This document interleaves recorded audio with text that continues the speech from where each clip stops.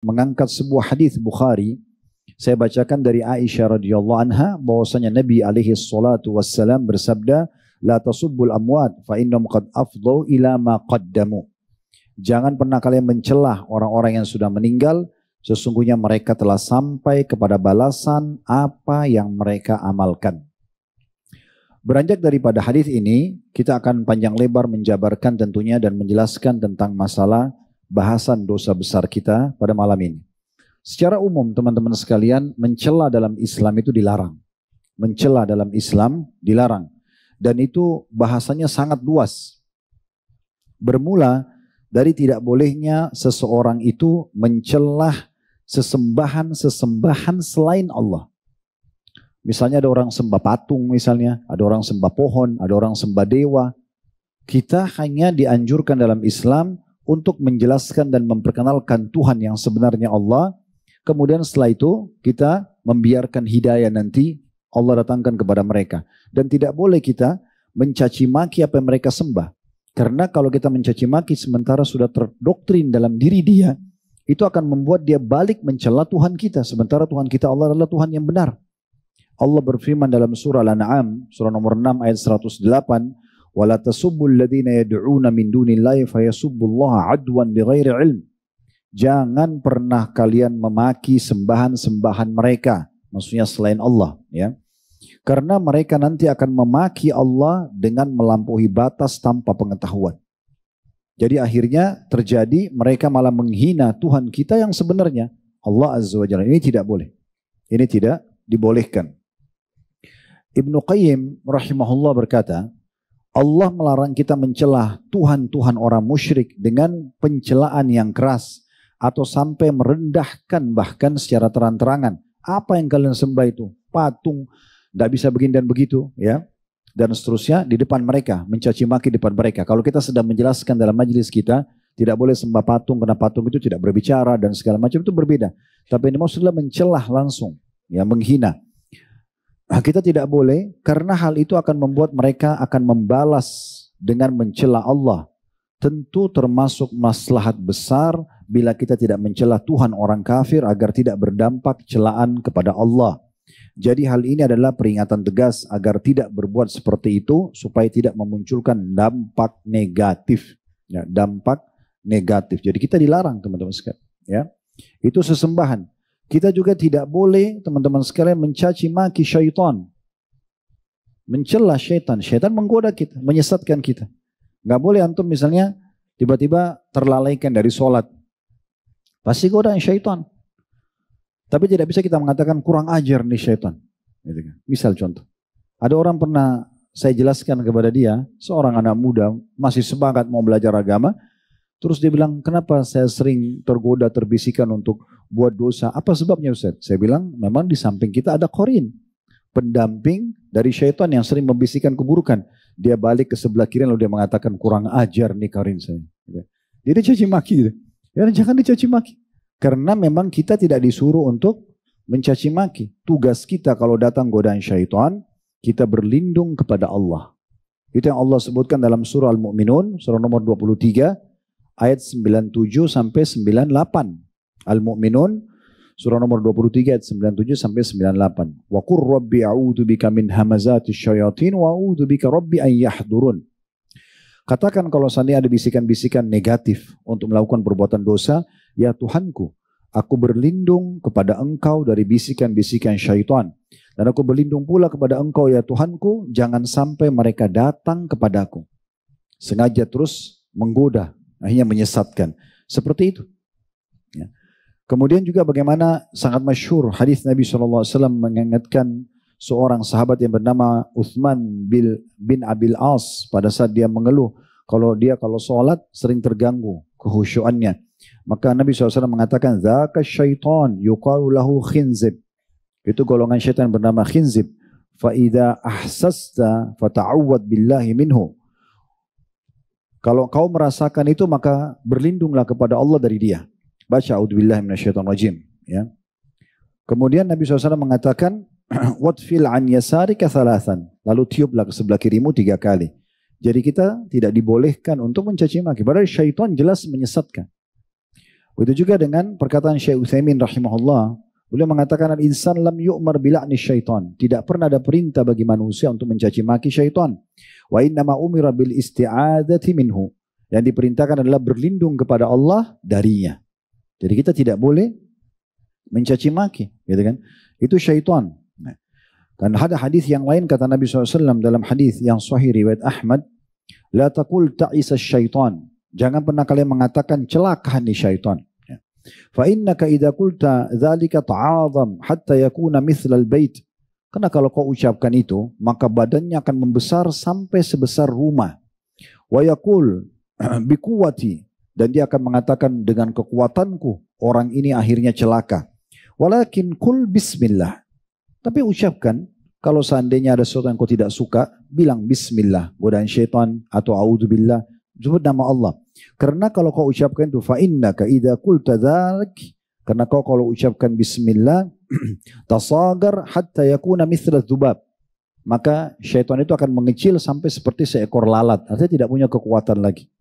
Hanya baca bismillah, tidak usah habiskan energi untuk itu. Ya, kita jelas sekali dilarang seperti itu. Kita tidak boleh juga teman-teman sekalian mencaci maki misalnya ya hewan-hewan ya.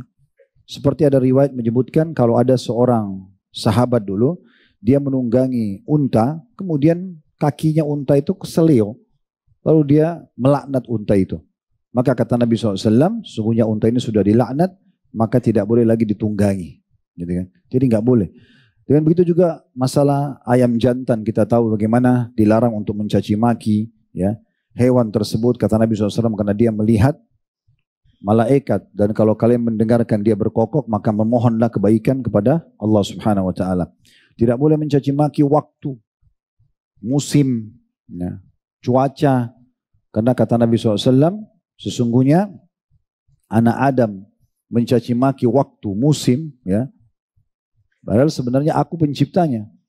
Allah SWT melarang masalah itu. Jadi kalau kita datang musim panas, kita alhamdulillah lalui saja, tinggal dinikmatin, pakai baju yang tidak tebal misalnya, ya, kemudian kita cari tempat bernaung. Kalau musim dingin juga sama, kita terima, karena dengan hikmah Allah SWT semua itu terjadi.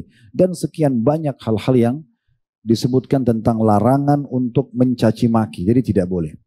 Termasuk dalam hal ini bahasan kita teman-teman sekalian, tadi itu semua saya datangkan untuk menjelaskan secara umum, kita tidak boleh mencaci maki dalam Islam. Termasuk orang yang masih hidup tidak boleh kita celah, caci maki.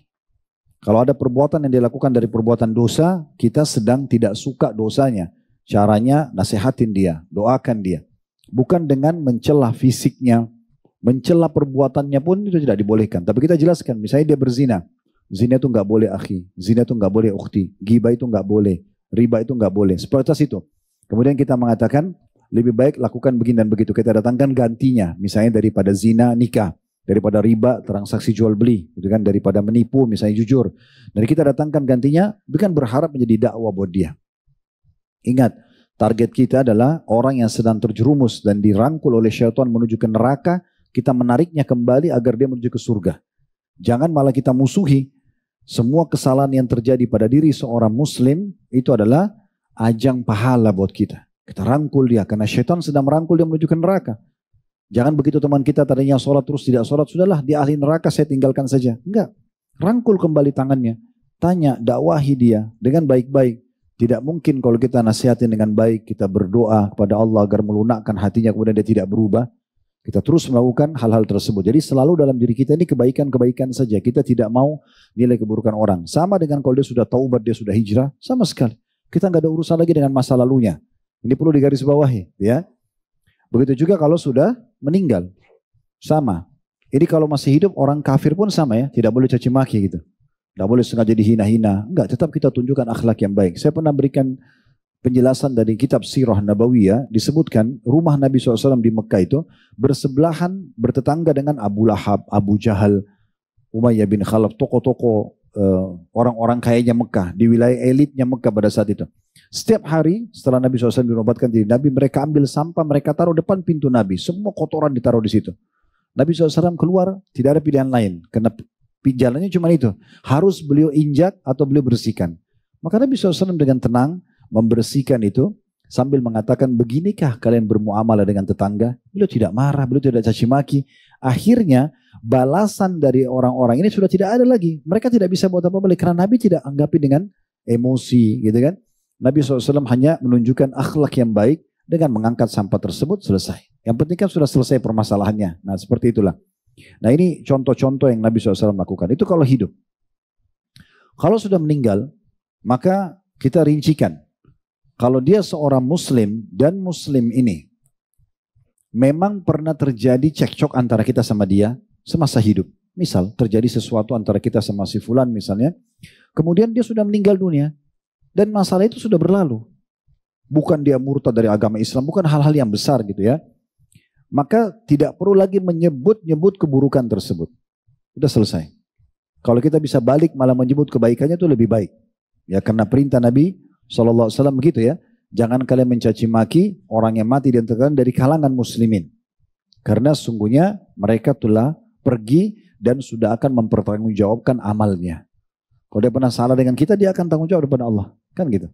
Jadi kita nggak usah, kesempatan dia sudah mati, dia nggak bisa balas, lalu kita serang dia, kita rusak namanya, itu nggak boleh. Tapi batasannya muslim yang pernah terjadi cekcok sama kita. Ya. Tapi kalau muslim, kata Imam Nawawi rahimahullah, dan muslim ini ternyata punya keburukan semasa hidup, dan keburukannya itu tidak membuat dia bertaubat. Dan perburukan ini dijadikan sebagai sebuah contoh agar orang lain tidak terjerumus. Dan disebutkan ini karena memang dibutuhkan. Kalau tidak dibutuhkan nggak boleh. Bisa masuk dalam bab yang dilarang. Gitu ya. Ada seseorang mungkin dia banyak membunuh orang, kekejamannya luar biasa. Contoh kalau kita temukan di buku-buku sejarah dengan di buku hadis, nama Hajjaj bin Yusuf. Ini dulu panglima perangnya khalifah di masa Umayyah. Ya. Dia membunuh Abdullah bin Amr bin As ya, di Mekah dulu. Karena ada dua kerajaan waktu itu. Dia membunuh, bahkan dia menyalib sahabat yang mulia ini di atas. Abdullah bin Zubair, keliru ya. Abdullah bin Zubair radhiyallahu anhu, anaknya Zubair bin Awam, sempat jadi khalifah di Hijaz, Mekah dan Madinah, dan waktu itu bersamaan di negeri Syam ada Yazid bin Muawiyah. Nah, Yazid bin Muawiyah punya panglima perang namanya Hajjaj. Orangnya sebenarnya kalau khutbah itu luar biasa, ilmunya luas, dan orangnya sangat tampan, sampai dikatakan kalau dia menyampaikan ceramah dia pakai tutup wajahnya, karena tampan sekali orangnya gitu. Tapi kejam. Siapapun yang tidak sepaham sama dia dibunuh. Termasuk dia membunuh Abdullah bin Zubair. Nah orang ini rupanya pada saat dia hidup, dia tidak taubat-taubat dari kesalahannya. Sampai terakhir sebelum dia meninggal, dia membunuh ulama terakhir yang dia bunuh itu, ya sempat berdoa kepada Allah Subhanahu Wa Taala, itu Sa'id bin Jubair. Ya. Jadi ada dua tabi'in yang masyhur, Sa'id bin Musayyib sama Sa'id bin Jubair. Sa'id bin Jubair ulama besar. Dipanggil oleh Hajjaj karena tidak sepaham lalu dibunuh.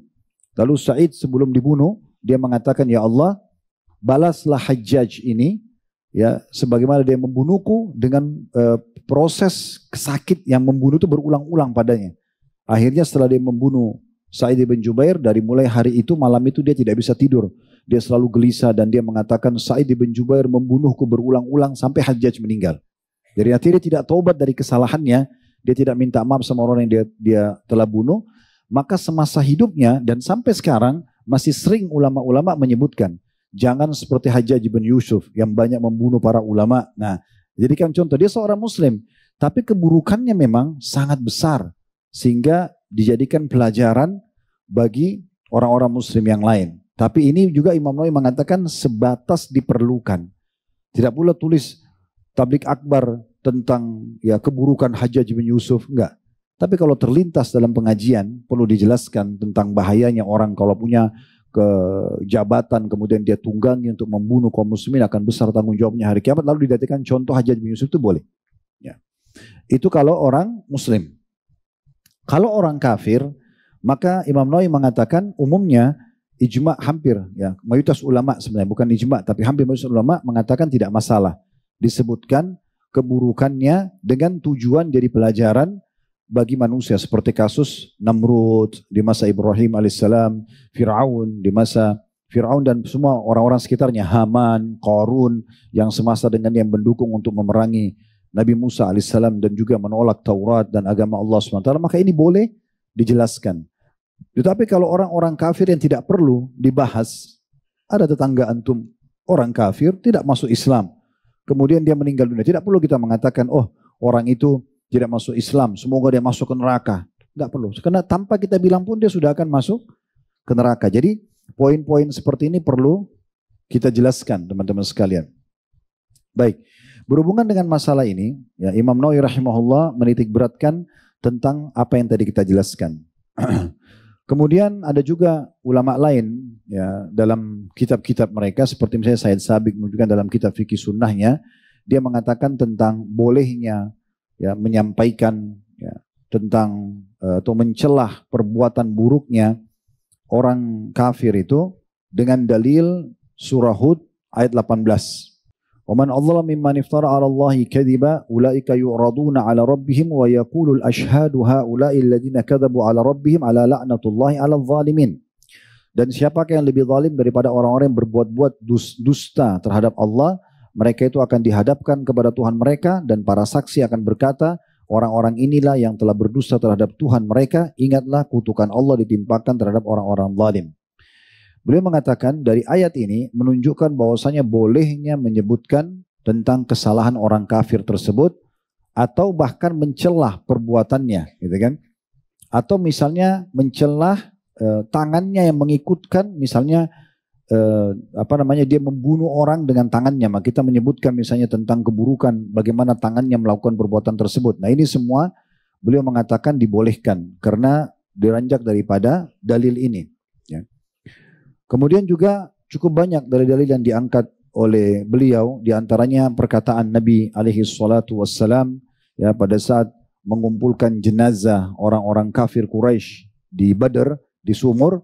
Kemudian Nabi SAW mengatakan, hai fulan bin fulan, hai fulan bin fulan, sesungguhnya aku telah mendapatkan apa yang Tuhanku janjikan, kemenangan, dan ini di dunia, di akhirat pun kami akan dapatkan nanti surga maksudnya gitu. Kami sudah dapatkan apa yang dijanjikan, atau aku sudah mendapatkan apa yang Tuhanku janjikan. Apakah kalian sudah dapat apa yang Tuhan kalian ancamkan? Maksudnya sekarang kalian sudah rasakan kan siksaan segala macam. Nabi SAW di sini seakan-akan mencelah mereka. Padahal sebenarnya kan Nabi tidak perlu bicara itu. Sudah jelas mereka akan disiksa oleh Allah SWT. Tapi Nabi SAW ingin menunjukkan kebolehannya. Maka beliau mengatakan, apakah kalian sudah merasakan apa yang Allah ancamkan pada kalian? Maka Umar mengatakan, ya Rasulullah, bagaimana mereka bisa mendengar Anda? Sementara mereka sudah jadi bangkai. Kata Nabi SAW, hai Umar, demi Allah, sungguhnya mereka lebih jelas mendengarku daripada engkau mendengarku, tapi mereka tidak bisa meresponnya. Tapi ada kan di sini langkah Nabi SAW untuk mencelah mereka, Ini semua dalil-dalil tentang dibolehkannya hal tersebut. Kita kembali teman-teman sekalian ke masalah tadi seorang muslim ya. Nah, seorang muslim ini juga tadi kita sempat ceritakan kalau seandainya orang itu muslim, orang baik, kemudian dia hanya karena punya kesalahan tadi sama kita secara pribadi, itu cukup, udah. Kenapa? Karena matinya dia sudah mencukupkan keburukannya, sudah berhenti. Kalaupun kita punya masalah sama seseorang, begitu dia meninggal, dia udah berhenti dari semuanya. Dia udah berhenti dari cacian, dia udah berhenti dari segala macam gitu ya. Sebaliknya kalau kita masuk mencaci mereka, walaupun misalnya dia yang salah, karena dia tidak bisa membalas, maka ini bisa justru dia meraih pahala. Justru dia yang meraih pahala. Ini berbahaya ya.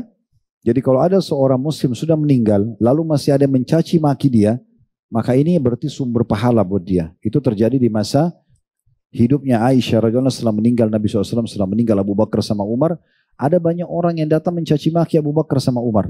Tidak faham, dia tidak pernah ketemu sama Abu Bakar sama Umar radhiyallahu anhu, dia tidak faham kalau hadis Nabi SAW dua orang ini adalah pemimpin orang dewasa ahli surga. Mereka tidak faham masalah itu. Mereka mencaci maki, siapa Abu Bakar itu? Dan begitu dicaci maki. Ada orang datang kepada Ummu Mukminin Aisyah mengatakan, apa tanggapan Anda tentang masalah ini? Bagaimana kami menanggapi orang-orang seperti ini? Sibuk mencaci maki Abu Bakar sama Umar. Padahal ini kedua mertua Nabi, orang yang mulia. Maka kata Aisyah, saya tidak melihat kecuali Allah ingin menambahkan pahala buat keduanya. Berarti kan jadi sumber pahala buat mereka. Jadi kalau antum pernah cekcok sama orang, walaupun antum pegel, sakit hati, anggap itu sumber pahala buat antum. Apalagi kalau orang itu sudah meninggal dunia. Laksanakan hadis ini, jangan mencaci maki dia. Nah itu penting untuk digarisbawahi. Kalau seandainya ada orang-orang saleh memberikan kesaksian terhadap jenazah seseorang yang lewat. Dan yang bicara ini orang-orang baik. Misalnya ada jenazah lewat, lalu 3-4 orang, 5-6 orang mengatakan, oh jenazah ini orang baik misalnya. Tapi syaratnya mereka ini orang-orang soleh. Maka itu terjadi seperti apa yang mereka katakan. Misalnya mereka mengatakan oh, orang ini baik. Maka ini berarti betul-betul Allah jadikan itu sebagai syafaat buat si mayit. Tapi sebaliknya kalau mereka mengatakan orang ini buruk. Dan itu kesaksian orang-orang soleh, itu bisa terjadi pada mereka. Itu terjadi di masa Nabi SAW di dalam hadis yang sahih. Di mana ada jenazah lewat di hadapan Nabi SAW dan para sahabat. Kemudian mayoritas sahabat di situ, orang-orang yang sangat baik imannya dan ilmunya mengatakan, sungguh orang ini baik. Maka Nabi SAW mengatakan, wajabat. Pasti terjadi itu. Kemudian lewat lagi jenazah yang kedua, lalu mereka mencelahnya. Orang ini tidak baik dan seterusnya. Maka Nabi SAW mengatakan wajabat. Terjadi, pasti seperti itu. Lalu ada orang yang mengatakan, ya Rasulullah, apa maksud anda? Kenapa tadi jenazah pertama pada saat lewat dan kami menyebutkan kalau orang itu baik, anda mengatakan pasti. Dan setelah orang kedua lewat dan ada di antara kami mencelah dia, lalu anda mengatakan juga pasti.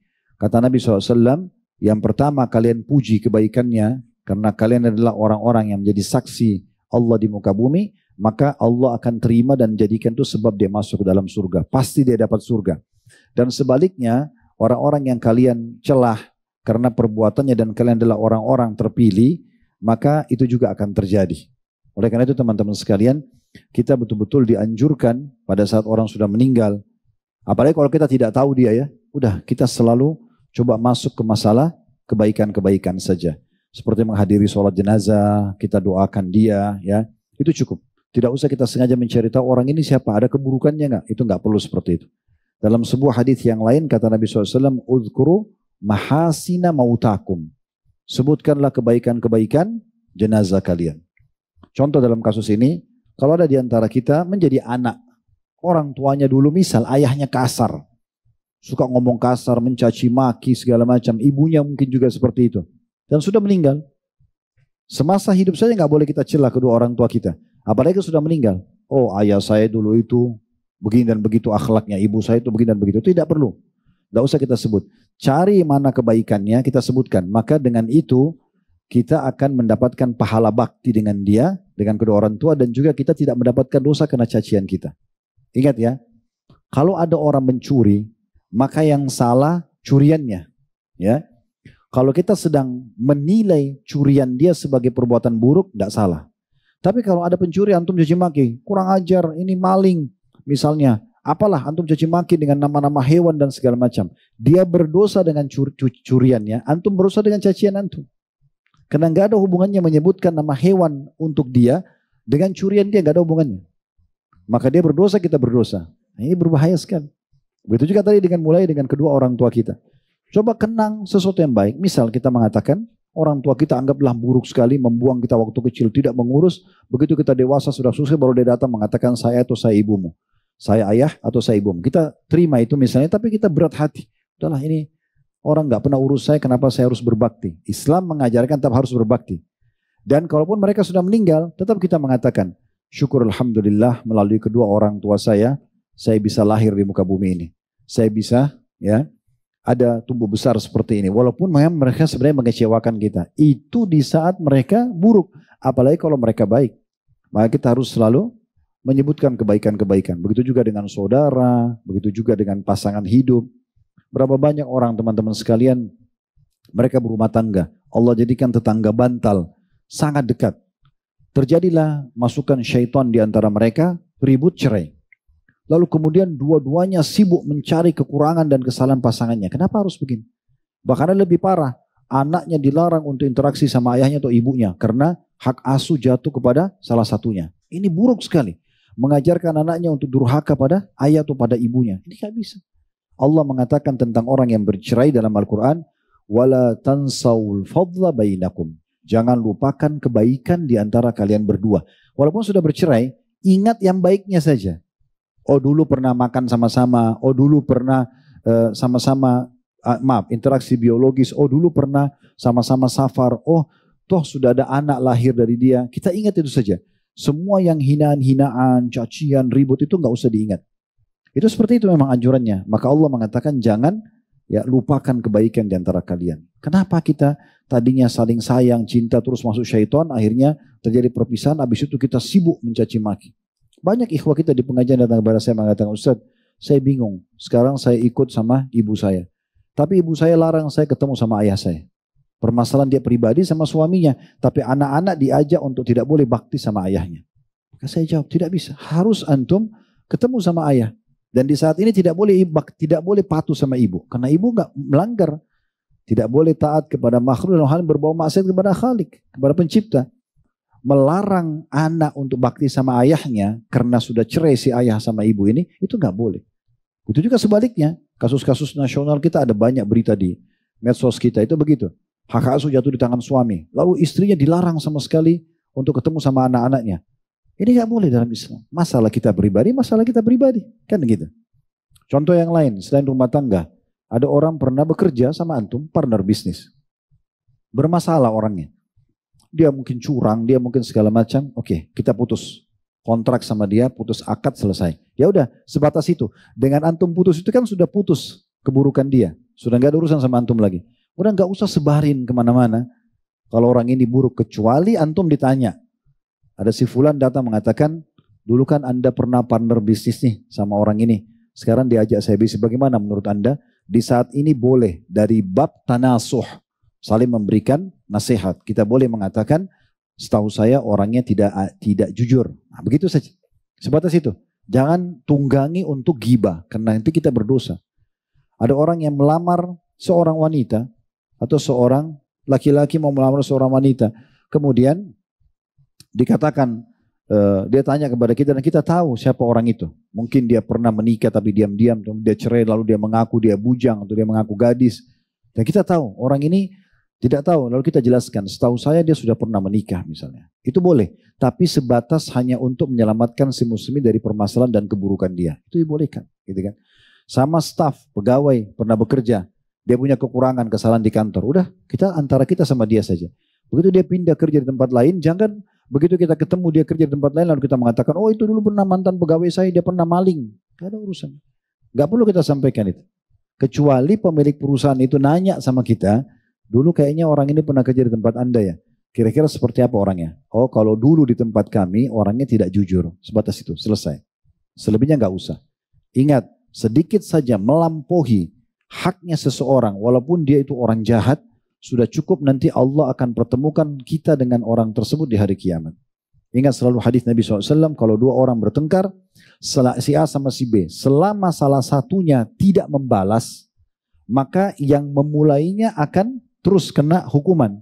Dan yang tidak membalas ini akan mendapatkan pertolongan dari Allah. Sampai dia membalas. Kalau dia membalas, maka Allah akan pertemukan pada hari kiamat. Nanti dilihat, apakah balasan dia setimpal dengan keburukan yang diserangkan kepada dia. Misalnya si A sama si B. Si A mencaci maki si B. Si B tidak balas. Maka si B ini diuntungkan di situ. Walaupun tadinya dia salah. Tapi cacian ini akan menjadi dosa bagi si A. Kemudian kalau si B membalas, nanti akan dipertemukan balasannya sama si A. Kira-kira mana yang lebih besar? Mungkin si A ini mencaci maki karena dia menganggap dirinya benar. Gitu kan? Tetapi si B, si B ini benar sebenarnya. Dia dicaci maki, dia nggak balas. Terus dia balas setelah itu karena dia sudah tidak tahan. Dilihat balasan dia berimbang gak sama orang yang zalimi dia. Kalau berimbang, maka tidak ada lagi tuntutan hari kiamat. Tapi yang jadi masalah, kalau si B yang tadinya benar, dia mencaci maki lebih banyak daripada cacian orang yang berbuat salah sama dia, maka bisa saja pahala dia yang diambil. Apalagi kalau balasannya lebih besar. Digibah, dibalas dengan membunuh. Nah, itu membunuh lebih besar daripada gibah. Gitu kan? Kesimpulannya teman-teman sekalian, jangan buka permasalahan dengan orang lain. Biarkan orang lain yang punya masalah sama kita, kita nggak usah ikut-ikutan. Jangan mencela siapapun. Tutup pintu itu, walaupun dasarnya orang itu sudah menyakiti kita. Udah, kita cukup menjauhkan diri kita dari orang itu, kita sudah tahu keburukannya, dan nanti kalau kita dikonfirmasi sama seseorang dan butuh untuk menyelamatkan saudara kita muslim dari keburukannya, baru kita sampaikan. Ya, ini penting sekali. Karena ada orang subhanallah, dia kena jengkel, hasad, sama seseorang, maka di mana orang itu ada, selalu dia cari peluang untuk menjatuhkannya. Ini terjadi di alam dakwah, terjadi di alam bisnis, terjadi. Ya, Berapa banyak orang karena tidak suka sama seorang dai yang lain, dia sibuk menyampaikan masjid sana, masjid sini supaya jangan terima dia untuk berceramah. Untuk apa ini? Gitu. Bukan urusannya itu.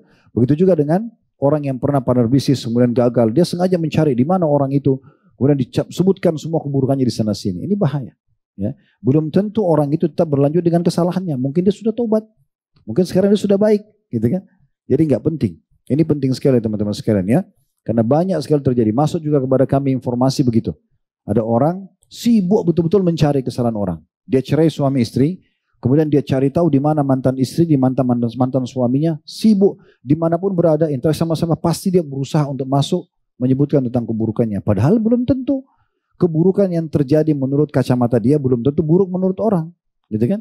Ada banyak perempuan merasa suaminya zalim dengan dia karena kurang memberikan nafkah. Itu di kacamata dia. Begitu dia cerai gara-gara itu, kemudian si laki-laki ini mungkin mau menikah sama perempuan lain, lalu kemudian dia pergi sampaikan orang itu dulu nggak memberikan nafkah loh, padahal sebenarnya atau kurang nafkah. Padahal sebenarnya itu di kacamata dia, mungkin suaminya hanya mampu memang segitu. Contoh, dia masuk ke alam itu supaya tidak menikah, kan ini masalah buat dia.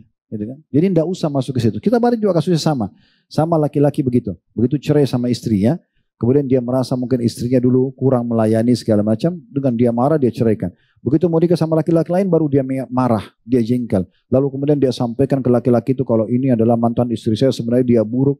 Untuk apa semua ini? Tidak ada manfaatnya, gitu kan? Kalau antum sudah ingin memutus hubungan dengan seseorang, putus saja. Udah selesai, kita putus saja, gitu kan? Selanjutnya teman-teman sekalian, lalu apa yang harus kita lakukan kalau orang sudah meninggal? Selain menyebut-nyebut kebaikannya, justru sangat baik, terutama ya, kalau semasa hidup kita sempat punya konflik sama dia. Antum pernah menggibah orang, pernah memfitnah orang, dia sudah meninggal. Bagaimana caranya kita minta maaf? Kalau tidak kan, kita tidak minta maaf sama dia, berarti kita siap berhadapan di hari kiamat kan begitu. Bagaimana solusinya? Solusinya adalah kita menyebut-nyebut kebaikan dia. Itu solusinya, dia sudah meninggal. Kita mengatakan, dulu saya pernah bersahabat sama orang ini dan ternyata dia pernah mentraktir saya. Padahal sebenarnya orang itu mungkin punya salah sama kita. Cara ini sebenarnya bisa menggugurkan hukuman yang bisa menimpa kita karena kita dulu punya masalah dengan orang ini. Jadi kita sebut kebaikan dia. Nah seperti itu. Jadi luar biasa Islam datang dalam memperbaiki keadaan kehidupan bermasyarakat ini. Jadi kita harus hati-hati sekali. Ya. Ini yang diajarkan oleh Nabi SAW. Dan tadi hadis yang kita sebutkan itu adalah hadis riwayat Bukhari. Selanjutnya, maksud saya tadi hadis Bukhari itu yang tadi panjang lebar kita jabarkan ini yang jenazah lewat lalu ada sahabat yang mengatakan ini baik maka jadi baik dan yang satu ini dicela maka jadi buruk buat dia. Begitu juga teman-teman sekalian dengan memperbanyak ya selain menyebut-nyebut kebaikannya, kalau kita ingin menyelesaikan betul-betul bersih antara kita dengan seseorang bisa kita tambahkan dengan amal-amal saleh. Amal-amal saleh seperti misalnya kita memohon ampun untuknya, kita bersedekah atas namanya gitu kan, atau umroh dan haji. Nah ini semua bisa sampai kepada orang mati tersebut dan ini nanti akan membersihkan permasalahan kita pada hari kiamat. Ingat teman-teman, hati-hati dalam menilai kita benar atau salah, itu agama yang menilai, bukan kita. Karena bisa saja kita nilai di kita benar tapi kita salah dan jadi masalah, gitu kan? Jadi masalah. Dan di mahkamah Allah nanti akan baru ketahuan siapa yang benar, siapa yang salah dan kita tidak bisa lagi mengelak di saat itu. Oleh karena itu saya selalu nasihati diri saya dan saya jadikan pegangan hidup dan teman-teman juga sekalian menuju ke akhirat yang pasti kita akan ke sana. Cepat atau lambat, maka bawalah dua hal, amal saleh dan teman saleh.